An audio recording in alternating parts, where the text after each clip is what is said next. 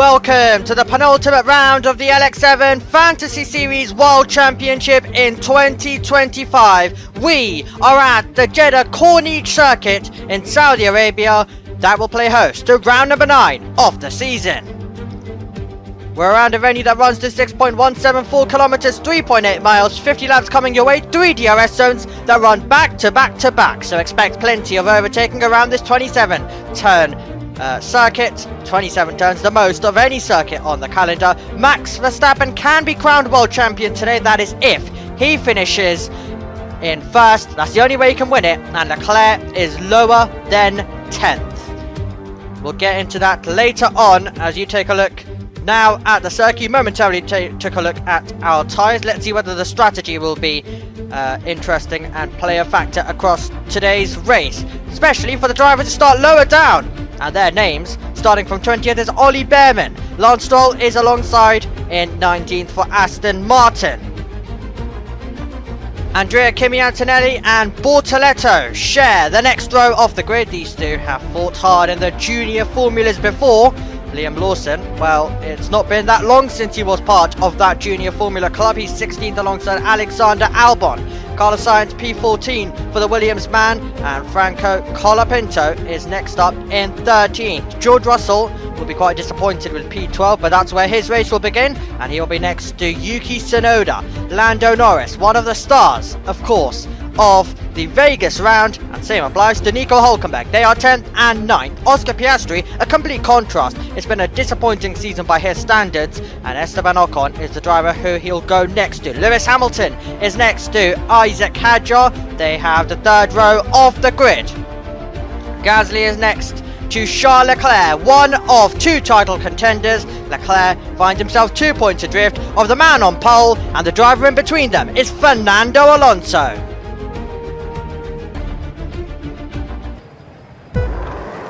Here come the lights at Jeddah. The penultimate race of the season is go in Saudi Arabia. Good reaction time off the front row for Fernando Alonso. Going to the inside line, and for the second race in a row, he claims the lead out of the second turn. The soft tyres take him ahead of the medium compound of tyres for Max Verstappen, who's in second, just ahead of his rival for the title. It's Hadjar, wheel to wheel at the moment with Gasly. Gasly trying to hang on to P4, and Hadjar trying to take it away. Wheel to wheel between them through these tight and twisty corners that start our lap. Here in Saudi Arabia, there's still nothing between them. Wheel to wheel we go. What a brilliant battle. And the two French drivers going for it with Hadjar ahead. And Hadjar takes the position, and it's for keeps this time. Fernando Alonso leading the way. Absolutely what he needed to do. Max Verstappen running in second place with his title rival directly in behind.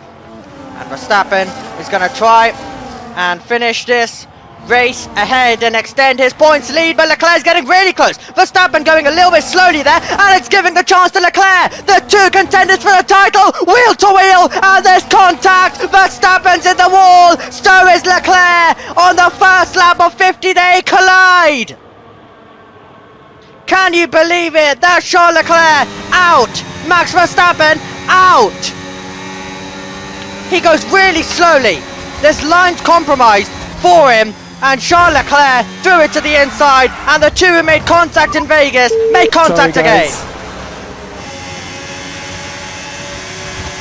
Absolutely extraordinary. This guy's he killed him. Cannot believe what we've just witnessed.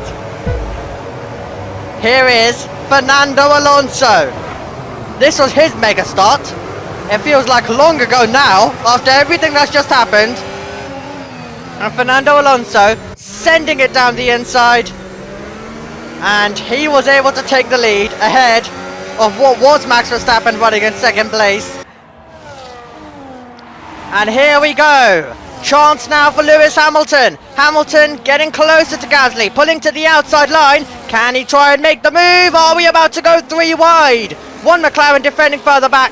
So that's Norris trying to defend up against Hulkenberg. Piastri trying to gain a couple of positions. It's Hamilton who is ahead of Gasly, who is fighting back down the start-finish straight, wheel to wheel between them. Down towards turn 1. Is Gasly going to take this position? We've already seen corner after corner of battling that was on the opening lap between Gasly and Hadjar, and this time Gasly can say that he has won out in a fight because he has stayed ahead. Here comes Carlos Sainz, driver P9, trying to turn it into P8. Soft compound of tyres versus the mediums that you see on the Kick Sauber. Rotating his way out of turn number 27. It's so close between them as they come over the line, and directly in behind, Russell trying to salvage things, trying to move forward. And he has got the inside line. Meanwhile, this is Hamilton now, coming under pressure from Lando Norris, that is. Meanwhile, Sainz couldn't get ahead as we go back on board to check in with the Williams man, and he still is staring at the Kick Sauber. Here we go down the straight. That is very tight. Sainz versus Hulkenberg versus George Russell, trying to go all the way around the outside. They remain 3 wide, now to 2, now to Sainz versus Russell, and Russell is ahead of Hulkenberg. Russell trying to gain another position. Turn number 4 should be single file, not if. It is the LX7 Fantasy Series though, because they're still going for it. Absolutely outrageous stuff. And ahead with the position is Sainz. Okay, Gasly covers the inside line up against Piastri. The 2 British drivers go wheel to wheel. Lando Norris trying to power his way past Lewis Hamilton. When he stands on the power with better traction, he'll take the place. P5 for Lando Norris. Next up is his teammate. What a start it has been. So he gets to the inside. They run wheel to wheel. And that is absolutely extraordinary. Norris able to be at the right part of the circuit and able to claim the position. And Norris will hope that he can go further on the attack. We go back to this battle between George Russell and also Carlos Sainz, and you can see bottom of screen.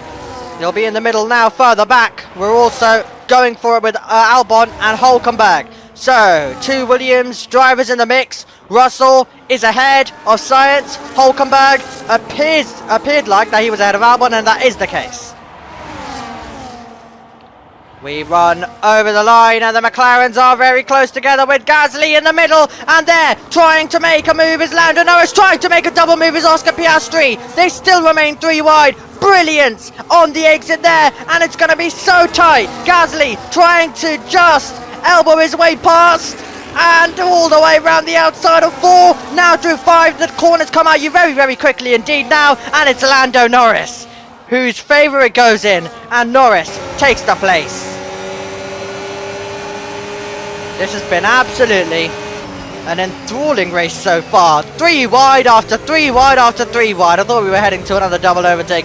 This was on board with the Australian driver, and he very nearly took more positions, but just had to settle in behind. And watch the 2 ahead nearly make a bit of contact.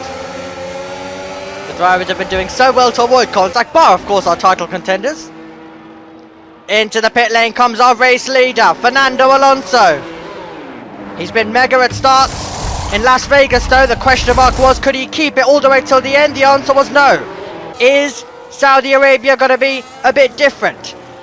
Our new race leader due to Alonso pitting is Isaac Hadjar. He is P1, and he makes his way through out there on the circuit. Turn number 27 has been seeing some fantastic racing so far, and this is Lando Norris up against Lewis Hamilton. Directly in behind, Fernando Alonso trying to clear a bit of the traffic. He has been able to make his move, so he's been able to get past Ocon. Now he watches and witnesses with the rest of us. Lando take on Lewis, and Norris stays ahead, and Norris is going to still have the position. Now Alonso will be getting frustrated with the traffic. Let's jump on board with Fernando Alonso. Had a decision to make, of course, goes right, and was able to take the place. Now at this point he would be interested in gaining further places, but there's not really much you can do. Hamilton weaving all over the road, looking for an opportunity. Fernando Alonso is gonna be getting 2 for the price of 1.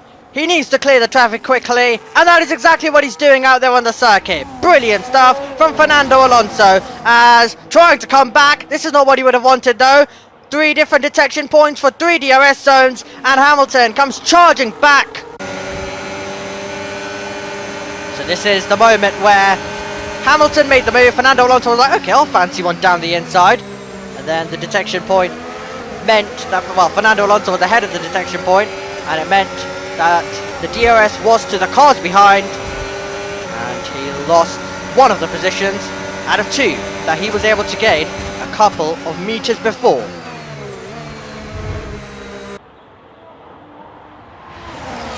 Can Alonso do it now? He'll be to the outside line. This time you'll hope he's further ahead. He goes into turn number 27 with the position gained. Hadjar makes the pit stop. Into the pit lane he goes. And he's going to now get ready to change tyres. The car you just heard roll on by is Fernando Alonso. He claims the lead that he had earlier on. And Hadjar is about to rejoin the road. Piastri's gone on by as well. And Hadjar now comes out onto a little bit of a quiet racetrack. Back down the start-finish straight. The slipstreaming taking place. That's Lawson losing 2 places to the 2 who could be about to battle. Norris and Russell go on through by the time they hit the anchors for the first turn, and they've gained a couple of positions there. Lap 31 of 50. Double toe. You're really gaining at that point on the car of Lawson, who's an absolute sitting duck. And that's how the 2 Brits got through.